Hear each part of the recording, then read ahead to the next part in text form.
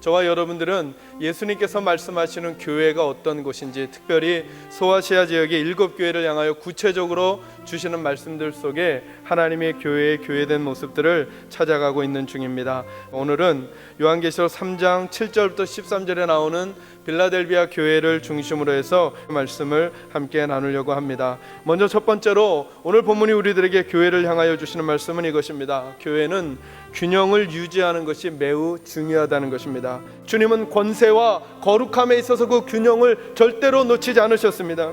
여러분, 그러므로 저희들의 믿음의 싸움이라고 하는 것은 얼마나 하나님의 일을 많이 하는 능력을 가지고 있느냐의 문제만으로 설명될 수 없습니다. 내가 얼마나 능력 있는 그리스도인인가로만 설명할 수 없습니다. 그것은 동시에 무엇으로 설명되어야 하느냐 하면 나는 얼마나 신앙의 인격을 가지고 있는 사람인가로 설명해야 합니다. 그러니까 인격과 능력이 같이 가야 한다라고 하는 것입니다. 믿음도 있어야 할 뿐만 아니라 실력도 있어야 한다는 것이죠. 이 두 가지가 같이 있어야 한다라고 하는 것입니다. 두 번째로 오늘 본문의 말씀은 교회는 크기와 속도보다 방향을 중요하게 여겨야 한다 말씀합니다. 크기와 속도보다 방향이 중요합니다. 예수님께서 빌라델비아 교회를 칭찬하십니다. 그런데 뭐라고 칭찬하십니까? 내가 내 행위를 아노니 내가 작은 능력을 가지고서도 내 말을 지키며 내 이름을 배반하지 아니하였도다. 여기서 강조되고 있는 것은 작은 능력을 가지고서도 이 표현입니다. 능력이 작음에도 불구하고 너희는 내 말을 잘 지키고 내 이름을 더럽히지 않았다라고 그들에게 칭찬하고 계십니다.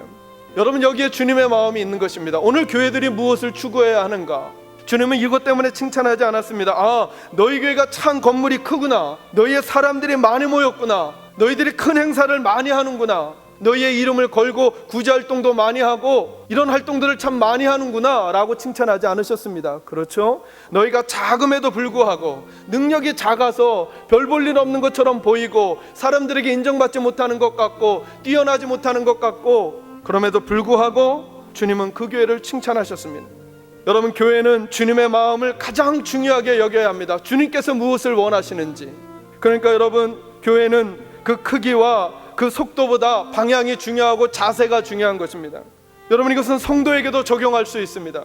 나이가 많고 적음의 문제, 연륜의 있고 없음의 문제, 예수 믿은 지 오래되고 오래되지 않음의 문제, 직분의 문제는 하나님 앞에는 전혀 관심의 대상이 아니 될 수도 있다라고 하는 것입니다.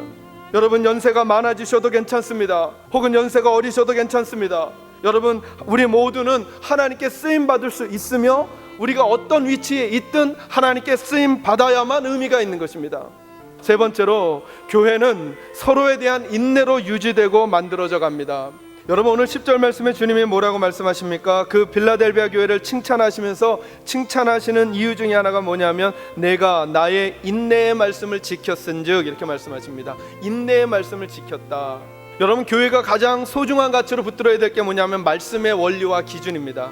우리 개인이, 우리 가정이, 우리 교회가 하나님의 원리와 기준들을 소중히 여기고 어찌 되었든 그렇게 그것을 순종하려고 애쓰고 수고하는가, 이 문제를 더 중요하게 보신다라고 하는 것입니다. 그러므로 교회의 교회됨은 하나님의 말씀이 말씀대로 선포되고 그리고 말씀의 원리가 존중되고 있는가에 달려져 있습니다. 근데 여러분, 그 말씀의 원리를 따르고 지킨다는 것이 쉽지만은 않은 것입니다. 왜 그러느냐 하면, 여러분, 제가 여러분들에게 믿음에 대하여 정의해 드렸듯이 믿음이란 내 생각을 끄집어내고 하나님의 생각을 넣는 것입니다.